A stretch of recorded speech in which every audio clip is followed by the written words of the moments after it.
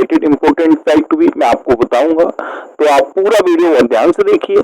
Last में मैं आपसे क्वेश्चन पूछूंगा, उसका आंसर आपको कमेंट बॉक्स में बताना है। तो चलिए स्टार्ट करते हैं। पहला क्वेश्चन है, हाल ही में विश्व मानवतावादी दिवस कब मनाया गया है? तो अभी 19 अगस्त को विश्व मानवतावादी दिवस मनाया गया। तो उस क्वेश्चन का बी ऑप्शन सही है। अब ये मनाया क्यों जाता है? तो मानवतावादी कार्यकर्ताओं के साहस, त्याग और अथक प्रयासों को सम्मान देने के लिए हर साल 19 अगस्त को ये विश्व मानवतावादी दिवस मनाया जाता है। अच्छा, इस बार के विश्व मानवतावादी दिवस की थीम क्या है? वैश्विक एकजुटता को सशक्त बनाना और स्थानीय समुदायों को सशक्त करना। अच्छा, 19 अगस्त को ही वर्ल्ड फोटोग्राफी डे भी मनाया जाता है, वर्ल्ड फोटोग्राफी डे। और इस बार के वर्ल्ड फोटोग्राफी डे की थीम क्या है? My favourite photo. क्या है? माई फेवरेट फोटो, यानी कि मेरा पसंदीदा फोटो। अगर आप यूपीएससी सिविल सर्विसेज एग्जाम की प्रिपरेशन डायरेक्टली एडवांस बुक से करते हो तो थोड़े दिन में गिव अप कर देते हो। पसंदीदा फोटो। अगस्त में अब तक इतने इंपोर्टेंट डे मनाए गए, जैसे 1 अगस्त को राष्ट्रीय पर्वतारोहण दिवस, वर्ल्ड लंग कैंसर डे और वर्ल्ड वाइड वेब डे मनाया गया। 3 अगस्त को क्लोप सिंड्रोम जागरूकता दिवस मनाया गया। 4 अगस्त को अमेरिकी तटरक्षक दिवस मनाया गया। 6 अगस्त को हिरोशिमा दिवस मनाया गया। 7 अगस्त को राष्ट्रीय हथकरघा दिवस मनाया गया। 8 अगस्त को भारत छोड़ो आंदोलन दिवस मनाया गया। 9 अगस्त को विश्व आदिवासी दिवस और नागासाकी दिवस मनाया गया। 10 अगस्त को विश्व शेर दिवस और विश्व जैव ईंधन दिवस मनाया गया। 12 अगस्त को अंतर्राष्ट्रीय युवा दिवस और विश्व हाथी दिवस मनाया गया। 13 अगस्त को विश्व अंगदान दिवस मनाया गया और 14 अगस्त को विभाजन विभीषिका स्मरण दिवस और व्यक्ति जागरूकता दिवस मनाया गया। तो अगस्त में अब तक इतने इंपोर्टेंट डे मनाए गए हैं, ये आपको याद रखने हैं। और मैं आपको बोलता हूँ, डेली मॉर्निंग में उठकर सबसे पहले अपने लिए एक टारगेट फिक्स करो, चाहे छोटा सा ही टारगेट फिक्स करो, लेकिन डेली मॉर्निंग में उठकर सबसे पहले अपने लिए एक टारगेट फिक्स करो और फिर अपना पूरा दिन उस टारगेट को अचीव करने में लगा दो। आपकी लाइफ ऑटोमेटिकली अच्छी हो जाएगी। नेक्स्ट क्वेश्चन है, हाल ही में कौन दुनिया का दूसरा सबसे बड़ा कोयला उपभोक्ता बना है? तो अपना देश भारत दुनिया का दूसरा सबसे बड़ा कोयला उपभोक्ता बना है। तो उस क्वेश्चन का सही ऑप्शन सही है। अब भारत दूसरा बना है तो पहले नंबर पे कौन है? चाइना दुनिया का सबसे बड़ा कोयले का उपभोक्ता है, यानी कि चाइना पहले नंबर पे है और दूसरे नंबर पे अपना देश भारत है। अच्छा, उपभोक्ता और उत्पादक दोनों याद रखो। देखो, कोयले के उत्पादन में और उपभोक्ता में दोनों में चाइना नंबर 1 पे है और दोनों में ही भारत दूसरे नंबर पे है, यानी कि भारत दूसरे नंबर का उत्पादक भी है और उपभोक्ता भी है। अच्छा, अगर आपसे पूछा जाए कि कोयले का भंडार सबसे अधिक कहाँ पे है, यानी कि सबसे अधिक कोयले का भंडार किस देश में है, तो आंसर हो जाएगा यूएसए। क्या? यूएसए में सबसे ज्यादा कोयले का भंडार है, लेकिन अभी कोयले का सबसे बड़ा उत्पादक चाइना है, उपभोक्ता भी चाइना है, दूसरे नंबर पे भारत है और उत्पादन और उपभोक्ता दोनों के नंबर में भारत दूसरे नंबर पे है। अच्छा, अगर आपसे पूछा जाए कि भारत में कौन सा राज्य है जहाँ पे कोयले का उत्पादन सबसे ज्यादा होता है, तो आंसर क्या होगा? झारखंड। झारखंड भारत का सबसे बड़ा कोयले का उत्पादक है, दूसरे नंबर पे उड़ीसा है और तीसरे नंबर पे छत्तीसगढ़ है। तो भारत में कोयले का सबसे बड़ा उत्पादक झारखंड है।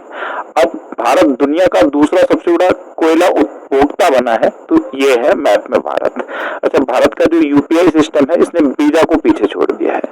अब ये हेनले पासपोर्ट इंडेक्स 2025 में भारत 77वें नंबर पर रहा था और सिंगापुर पहले नंबर पर रहा था। ऐसे ही वर्ल्ड प्रेस फ्रीडम इंडेक्स में भारत 151वें नंबर पे था और नॉर्वे पहले नंबर पे था।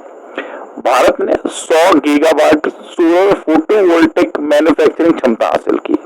भारत ने पहली बार विश्व एथलेटिक्स कांस्य स्तरीय महाद्वीपीय प्रतियोगिता की मेजबानी की। भारत दुनिया का तीसरा सबसे बड़ा ऑटोमोबाइल उद्योग बनकर उभरा है। भारत को 2026 बोगोटा पुस्तक मेले में मुख्य अतिथि नामित किया गया। भारत ने पेट्रोल में 20% एथेनॉल मिश्रण का अपना लक्ष्य 5 साल पहले अचीव कर लिया है। टारगेट था 2030, भारत ने इसे 2025 में ही अचीव कर लिया। अच्छा, भारत ने सहकारी क्षेत्र में दुनिया की सबसे बड़ी अनाज भंडार योजना की शुरुआत की। मलेशिया से अंकुरित पाम ऑयल बीजों का सबसे बड़ा आयातक अपना देश भारत बना है। फिडे शतरंज विश्व कप 2025 की मेजबानी अपना देश भारत करेगा। अच्छा, अभी भारत में नदी डॉल्फिन का सर्वेक्षण हुआ था और भारत में 6300 नदी डॉल्फिन पाए गए। कितना? 6300 से अधिक नदी डॉल्फिन पाई गई। भारत ने बीजा की एक नई कैटेगरी शुरू की है, आयुष बीजा। क्या नाम है? आयुष बीजा। अच्छा, एक क्वेश्चन मैं आपसे पूछता हूँ, अभी भारत मलेरिया के लिए एक वैक्सीन बना रहा है, उसका नाम बताओ। भारत मलेरिया के लिए एक वैक्सीन बना रहा है, उसका नाम बताओ। मैंने कई बार आपको बताया। आज का आपके लिए पहला क्वेश्चन है, इसका आंसर आप कमेंट बॉक्स में बताओ। अच्छा, ये जितने भी एडिशनल फैक्ट मैं आपको बताता हूँ आपके लिए बहुत इंपॉर्टेंट होने वाले हैं। कई बार कुछ चीजें ऐसी होती है जो लिखी नहीं होती, उनको आप नोट डाउन कर लिया करो। और अगर ये वीडियो आपको अच्छा लगता है तो इसे लाइक और शेयर जरूर किया करो। नेक्स्ट क्वेश्चन है, हाल ही में असम राइफल्स ने ड्रोन प्रशिक्षण के लिए किसके साथ समझौता किया है? तो ट्रिपल मणिपुर यानी कि Indian institute of information technology, इसके साथ असम राइफल्स ने समझौता किया। तो इस क्वेश्चन का बी ऑप्शन सही है। नेक्स्ट क्वेश्चन है, अच्युत पोद्दार का 91 वर्ष की उम्र में निधन हुआ है, वे कौन थे? तो ये एक अभिनेता थे। तो इस क्वेश्चन का सी ऑप्शन सही है। 3 इडियट मूवी आपने देखी होगी। 3 इडियट से कुछ याद आया? कहना क्या चाहते हो, ये डायलॉग था ना, कहना क्या चाहते हो, ये डायलॉग इन्हीं का था। तो अच्युत पोद्दार ये एक अभिनेता थे और अभी 91 वर्ष की उम्र में इनका निधन हुआ है। नेक्स्ट क्वेश्चन है, किस देश में रोबोटों का ओलंपिक शुरू हुआ है? तो ये चीन में हुआ है। रोबोटों का ओलंपिक चीन में शुरू हुआ है। तो इस क्वेश्चन का बी ऑप्शन सही है। इसमें 16 देशों के 500 से अधिक ह्यूमनॉइड रोबोट्स ने पार्टिसिपेट किया है। अब चीन में शुरू हुआ है, तो ये है मैप में चीन। चीन की कैपिटल क्या है? बीजिंग। चीन की करेंसी है रेनमिनबी। चीन के प्रेसिडेंट है जी जिनपिंग, ये है जी जिनपिंग। और ये है चीन के वाइस प्रेसिडेंट हान जेंग। कौन है? हान जेंग।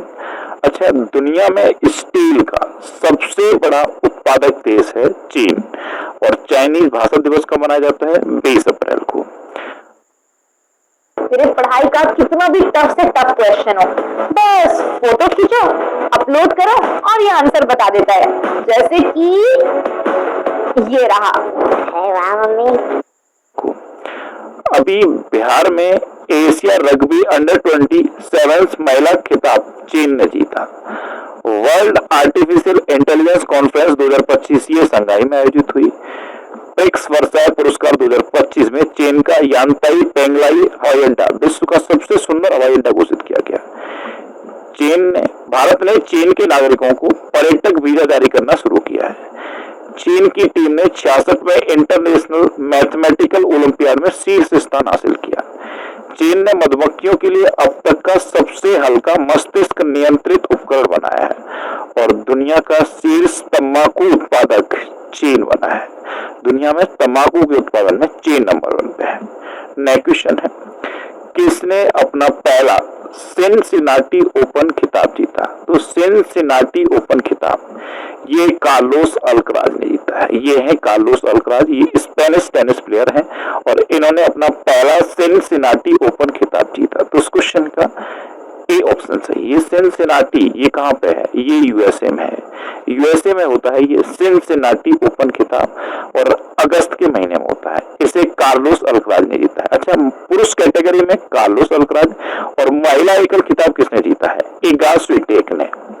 अच्छा, टेनिस की 4 बड़े टूर्नामेंट होते हैं पूरे साल में, चारों के नाम आप याद रखो। ऑस्ट्रेलियन ओपन ये